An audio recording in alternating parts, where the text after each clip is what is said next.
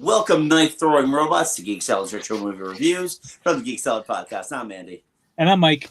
And tonight we are really doing the exact opposite of a retro movie, as we are reviewing the latest in the Rian Johnson Benoit Blanc series, Wake Up Dead Man, a Knives Out mystery. Yes. I'm going to just throw it out right now. If you have not seen the movie yet, which you should, come back to this review later. This is going to get spoilery. Yeah. And I do not want you spoiled for this. Yeah. I want you going in fresh. I want you to come back, and I want you to let us know what you think. Mike, what did you think? I think it is a really good mystery, but not without its faults. Okay. And it was weird. Like the first 40 minutes, it felt necessary, but it also felt like the movie didn't get started until Benoit Blanc was actually in the scene, and that wasn't until 40 minutes into the movie. Yeah, and that's, think about, Glass Onion is the only movie that really introduced him early. And that's mainly because of the disjointed narrative of the film. Hey, Triv. Hope you watch Knives Out, because that's what we're talking about. Yes. The original Knives Out, he didn't show up till half hour, 40 minutes into that one either. Yeah, but... that's good. Usually the case. She has seen it. Awesome. Can't wait to hear what you think about it, or if you agree with me or Mike. Yeah. These things are so obviously based on the Agatha Christie mysteries. Inspired by anyway. Right. Yeah. And this one, quite literally. Yeah. Oh, yeah. And there's a lot. There's a lot there where in those, the detective is almost always coming. He's part of it, and he's there to witness the murder and all that. Glass Onion does that. Yeah. The first movie and this one do not. He is brought in to help solve the crime. And as we find out in Glass Onion, obviously, he was brought in to solve a crime. Yeah. I think the first one kind of had the benefit of you didn't really know Benoit Blanc yet, so right. you knew it was a mystery. You just weren't kind of waiting for anything. This one is the third one in the series, so you were waiting for Benoit Blanc to come on the scene. And while the first 40 minutes are necessary to establish the backstory and introduce you to all these characters, all their connections and all that, it also felt like we were just kind of waiting until Benoit Blanc come on the scene. It was necessary, but it also felt like I wanted to get to Benoit Blanc. I'm going to disagree with that, respectfully. I'm going to disagree with that, because what I found with this one, more so than the other two, was because now I know just the way that Johnson writes, that I had to hang on every word that was being said.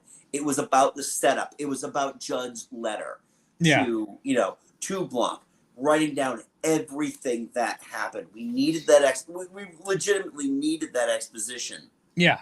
Before we got Blanc to come in.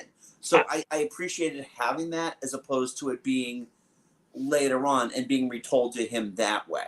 Yeah, it is kind of weird, because I agree with you. You needed to have that introduction period to introduce everybody, really kind of get to know these characters and find out all their connections and all that. But at the same time, as I was watching it, I'm like, this is really interesting. When is Benoit Blanc going to be here? Right. It was like, it's this weird dichotomy where I enjoyed what I got, but at the same time, I wanted Benoit Blanc. Right. And you do get him, and I think, I kind of felt like until that Blanc later would have made it feel a little too much like the previous ones. I'm gonna agree with that in terms of Glass Onion, again, because of the disjointed timeline, because we didn't know he was brought in to solve a murder. Yeah, made sense. With this one, there's so many characters and there's so much stuff that you had to work through prior to bringing Blanc in. I understand what they were doing. Interesting little side note, by the way. When Judd said that he had been writing for an hour, that was at the hour mark of the movie. That makes sense. Yeah. Yeah. No, that's very clever. Yeah. I felt like, I mean, first of all, just hands down, to me, this movie is a kitchen stadium of chef's kisses. I really love this one. Yeah, the 1 hour thing. I hope that's about my my comment. Yeah, I think it was. Okay, I just really loved it because there's a number of things about this movie. I mean, I'm already kind of like hardwired that these movies will at the very beginning get my benefit of the doubt and the positive, and then my excitement grows, and then I'll go from there. And eventually I will probably feel deflated by one of these. We know they're probably not going to stop making them because these are like The Simpsons now. People want to be part of them. I mean, I was just trying to think of the cast of the Knives Out versus this one versus Glass Onion. It's like, which one had the most stacked cast? Because they're all incredible. They're all, not only are they all stacked, they're versatile casts. I can't tell. What is that symbol? Oh, that's the person with a lot of little hearts around them. Oh, okay. That's how we feel about you, Chiv. No.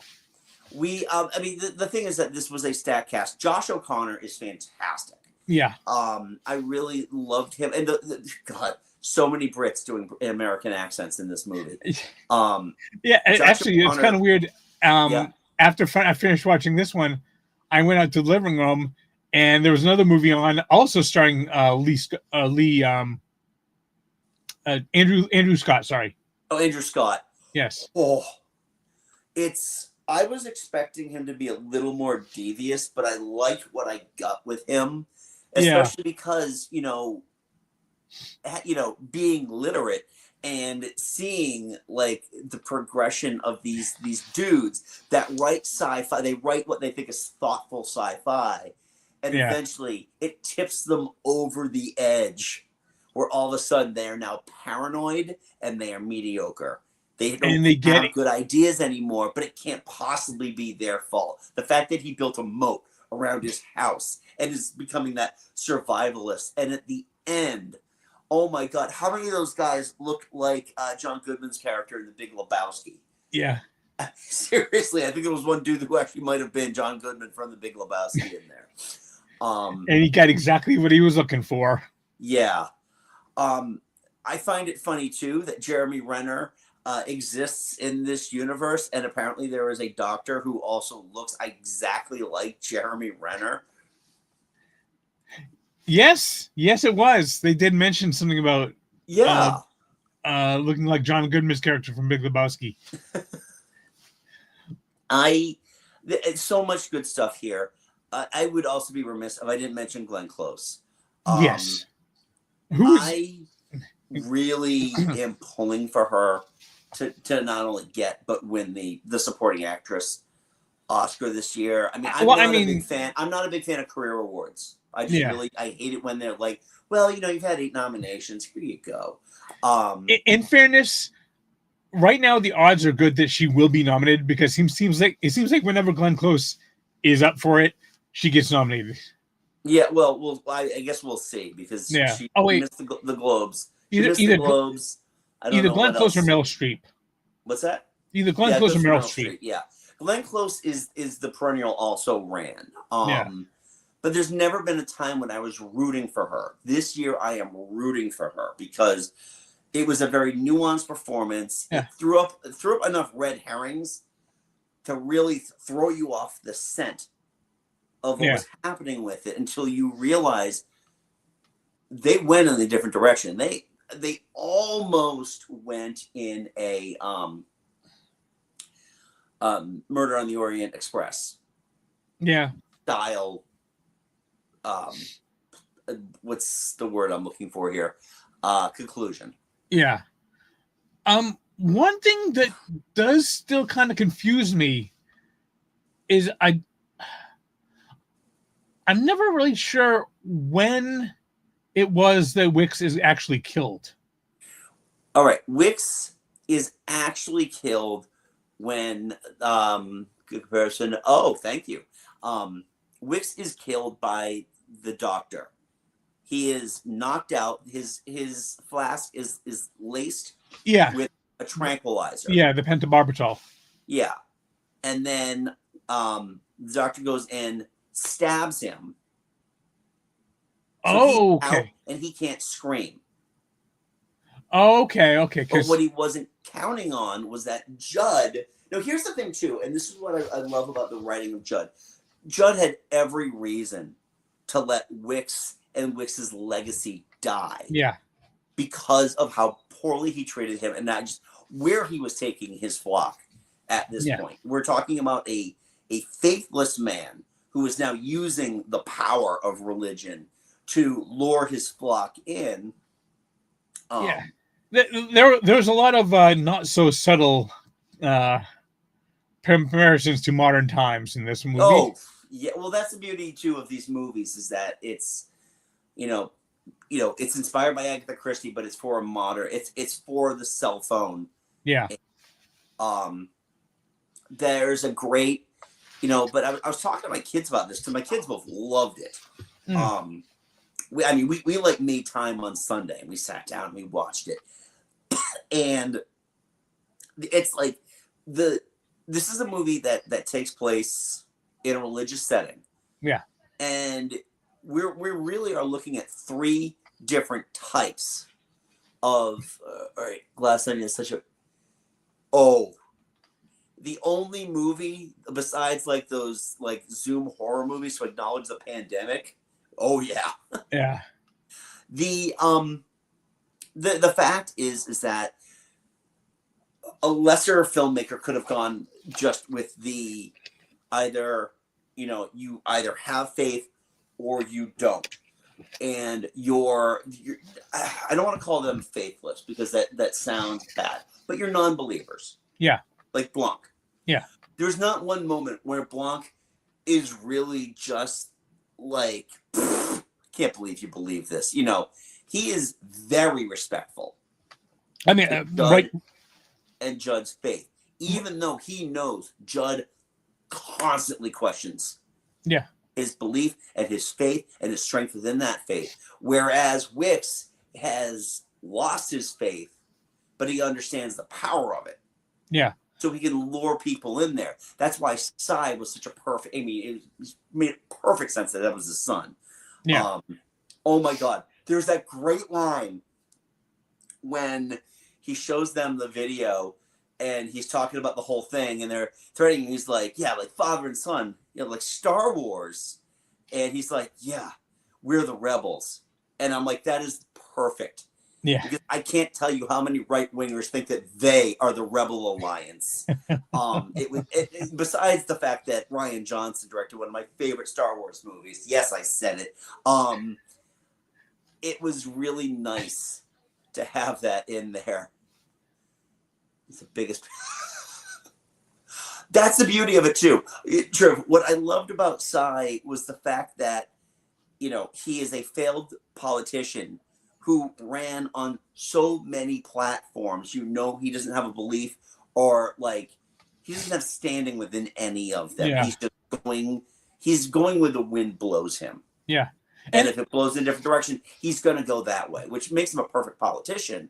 yeah, But yeah, absolute piece of garbage. and I love how like when he's looking for the money, he thinks that he can get like Benoit Blanc to help him out because he thinks that he's on the right side, and if he just throws enough money at it, anyone is just gonna kowtow to him.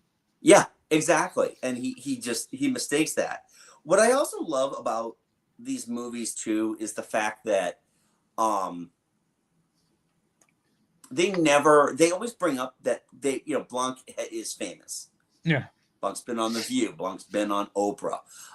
Blanc solved these famous cases, but they never actually bring the cases up. It's like there is a continuity within this universe, yeah, but outside of Benoit Blanc himself, you're not going to see them intertwine. Again, very similar to an Agatha Christie yeah, mystery.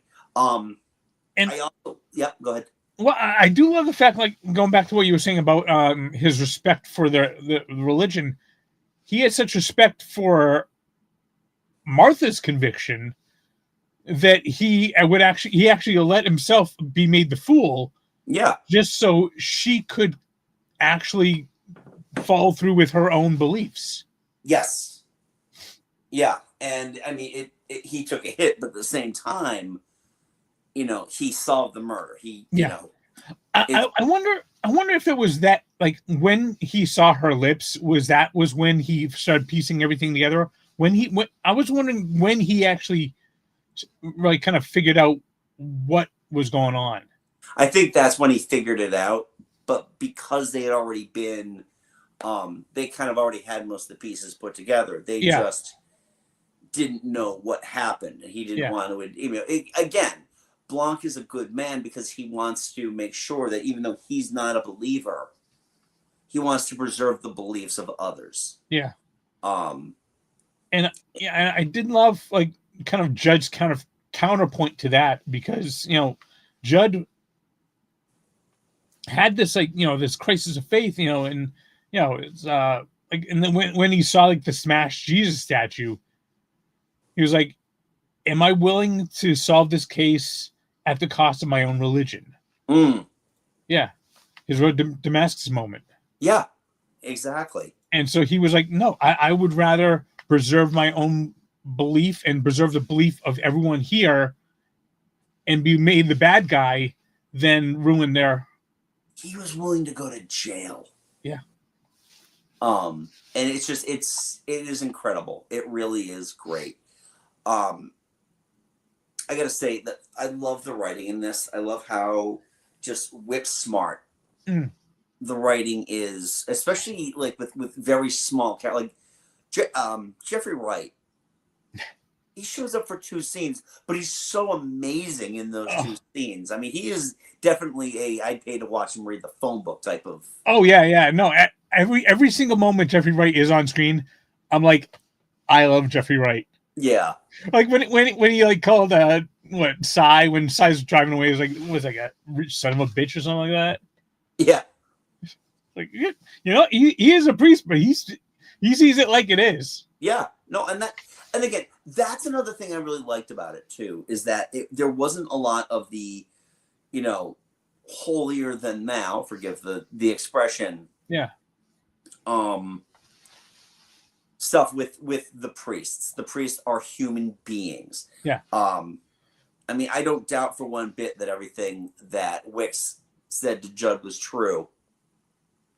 Yes. I think, and again, I think Judd really toes that line really, really well. The fact that he is a trained carpenter, excuse me, and made that Jesus at the end was it was a nice touch, and just in a sense, like, I knew that they were going to show us where the diamond was. Yeah. But in a sense, I almost didn't want to know where the diamond was. I kind of wanted it just to be gone. I think that it was a nice touch that, look within the heart of Jesus. Yeah. Because that's that diamond all that diamond has are trails. Yeah. And it was great too, watching it with multiple people. And, as much as I love the cinematic experience, watching this at home, watching this with my family was a lot of yelling at the screen that this was going to be the next thing we think was going to happen, and pausing it if we had to kind of piece stuff together. I know that this kind of breaks the movie going experience of just, watching it straight through. But sometimes, you got to get something to eat. The movie's 2.5 hours long. Yeah. Yeah. I mean, what's great is that about the smart writing, like, there are definite plants that are going to come up, like the Lazarus door in the crypt. Yes. Like, you can only open it from the inside. Okay, that's going to be open from the inside somewhere down the line. Yep. So you knew that these plants were going to be used, but how they get used, and how they add into the mystery, that's the elements that you're not sure about and works really well. Right. And again, because I mean, our rational minds tell us that this is, this is a ploy. He didn't really rise from the dead. But in that moment, Yeah. it's like, oh my God, did he fake his death? You're thinking about all these things, even though, oh my God, that morgue scene. He's like, oh, it's just flesh. Look at just how jiggly he is right now. Yeah, I saw that I'm like, did he have like a did it miss or something, and it was just like a wound or something, and he faked his death somehow? Because I was firmly of the belief that he did fake his death. Yeah, there was a number of things that could have happened with that. By the way, I did love them trying to figure out how it was possible he could have gotten stabbed at the corner eating. Yeah. Oh man, I was looking all over the place for who played that corner. Yeah. Because I was like, she's giving off real Aubrey Plaza vibes. Yeah. I'm looking right now. I couldn't find it anywhere. Yeah. I didn't see it in the end credits. I didn't see it on Wikipedia. I didn't see it on IMDb. Yeah, no, they're not listing who that coroner was. By the way, I do love the fact that we get Joseph Gordon-Levitt in this as well. For like one quick moment, he is the baseball announcer. Yeah. On the game that Sam is watching. I loved, for as little as we saw him, I love Thomas Hayden Church, so I was so happy to see him in there. And I always love Thomas Hayden Church. Yeah. I thought he was great. I love, too, that it was almost like Martha put up with him and, like, his little bouts of sexual assault, of just, like, smacking her on the ass whenever she walked by. I didn't realize that they actually had a connection. Yeah. Because it wasn't really seen. They didn't really play that up until he was killed. Yeah.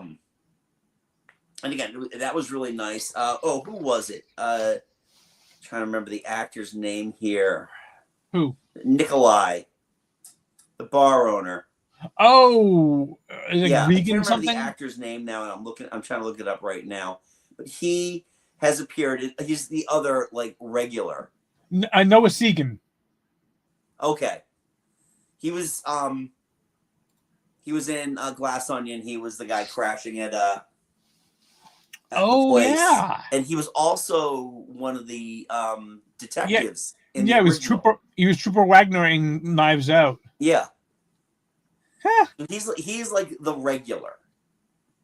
He was in Star Wars: The Last Jedi. He's a Rian Johnson guy. Yeah. It's like James Gunn bringing in like all his buddies. Yeah. To fill out some, really minor. Yeah, Michael Rourke. Movie. Overall, I really loved this movie. There's so much about it that, like, when you depart from the mystery, especially with Judd having to kind of take himself out of the mystery to console. Louise. Yeah, to console. That was a Louise. really touching moment. That was, especially because we've been there. Yeah. We've seen that. And to have him, it's like, I understand this is important. I have to talk to her right now. Yeah. And it is kind of funny that it gave her the impetus to call him back. Probably the worst possible time to let them know who actually called for the truck. Yeah. But yeah, I mean, like, because, he's trying to rush her through it. And then when she asks him to pray with her. Yeah. Suddenly everything stops. Yes. And he realizes where he's gone. Yeah. And I really like Josh O'Connor as an actor. I don't know. I don't know if you watched The Crown or not, but he was he was the young Prince Charles. How can you not be with ears like that? But he was excellent. I mean, this is a stellar cast. I mean, we haven't even talked about Kerry Washington or Jack Brolin. Oh, yeah, that's true. Oh, God. Oh, good Lord. Well, first with Kerry Washington, I love the fact that there really aren't truly a lot of innocents. Yeah. And like in the first Knives Out, there are no innocent people. Yeah. Marta's the only one, and she's also the prime suspect. Yeah. For a while. in Glass Onion. in Glass Onion was whiskey. Yeah. Whiskey is like the only like pure soul in there. And Yeah. then in this one, it was Vera. She, gave up everything Yeah. to hide the shame of a priest and being so upset about that, which obviously can set the wheels in motion that, okay, maybe she did it. But, oh my God, Josh Brolin. There was so much about that character. And just, there are times, that beard was not accidental. That is, because there were times, because he was on his pulpit was, it was like a ship's mast. Yeah. He looked like Captain Ahab. Yeah. If you look at that, that was no accident. The way that they lit that, so you couldn't see the full beard. You could only see what was around his jawline. That was great. How he just ruled over everybody, and how he would just needle Judd. Yeah. I mean his constant confessions. Yeah. Yeah. He did look like the dude. Yeah, very undude. Yes. Yes. Absolutely. Dude would have just had a White Russian and calmed the hell down. And that was a funny thing too, because I remember when they, he's like, and then Wicks would go to sit in one of the vestibules to go fortify himself before he would go out. I'm like, that is an odd choice of words. Until they revealed, yes, he is indeed fortifying himself. Yes. Yeah, with how much proof? Yeah. That's a tiny little flask, though. I mean, it's... Yeah. Well, I mean, it could be a tiny flask, but that could be a shot glass of some pretty hard liquor. Yeah. Yeah. And, if you don't have a tranquilizer in it, then... Yeah. I just... In summation, for me, this is easily one of the best movies of the year. I haven't, and I'll fully admit, I haven't seen a lot of movies this year, but I've seen some amazing. Yes, he did. Yeah, of course. Oh, the three spirits I'm going to be visited by. Yeah, whiskey, rye, and bourbon. Yeah, there you go. I just, again, it's one of those things that I don't know if I can ever qualify what my favorite of the Knives Out movies are, but this thing hit me where I needed to hit me. It was very well done. It was very well constructed, especially because even though, again, rational mind, they're going to solve it, but at the same time, I love seeing Blanc have doubt. Yeah. And this is one of the few, this is the movie where we see him really having doubt. Glass Onion, he was just trying to keep Ellen alive. Yeah. And, get to the bottom of that, but we kind of knew where that was going to go. And the fact that it was a double murder, he had essentially solved a double murder at that point. Yeah. And with this one, it worked well. It had, story-wise, just the dichotomy of it being a murder mystery, but also being a story of faith. Yeah. And holding on to your faith or letting it destroy you from the inside. Yeah.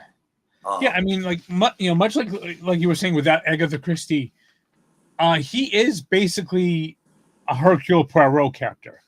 Yes. And Hercule Poirot is never the most interesting characters in those mysteries. Yeah. But every so often, they give him a little bit of characterization that makes him a little bit more endearing. And this one, it was that whole dichotomy about not being religious, but still wanting to respect those religions. Right. And I love too when he's actually in the church, and he could probably talk endlessly about the architecture. Oh yeah. So it was really interesting to watch. All in all, though, like I said, I mean, the movie, I've seen a lot of movies this year. There's been a lot of good movies this year too. This is up there with Superman and Sinners and Frankenstein. I just absolutely adored this. I look forward to watching it again, and seeing if I missed anything. Yeah, this is really kind of movie that I think I might appreciate more on a second viewing. Yeah, There's some movies where you can just watch it and love it for as is in that first viewing. This is one that you really need to spend one viewing just taking it all in, taking in all the mystery, and then the second time you can start appreciating more of the details. Yeah. What's interesting about this too is that it takes place kind of in the real world, as opposed to like Glass Onion, which took place on a Greek island. The first Knives Out took place practically in our backyard. Yeah. So very much so. Yeah. Yeah, like literally in our backyard. So 45 minutes away. Yeah. Well, in some instances, yes. Yeah. Downtown Clinton is only about 10 minutes, 15 minutes away from where I live. Oh. Yeah. And then I don't know where the wormhole is that brings you to Wellesley, but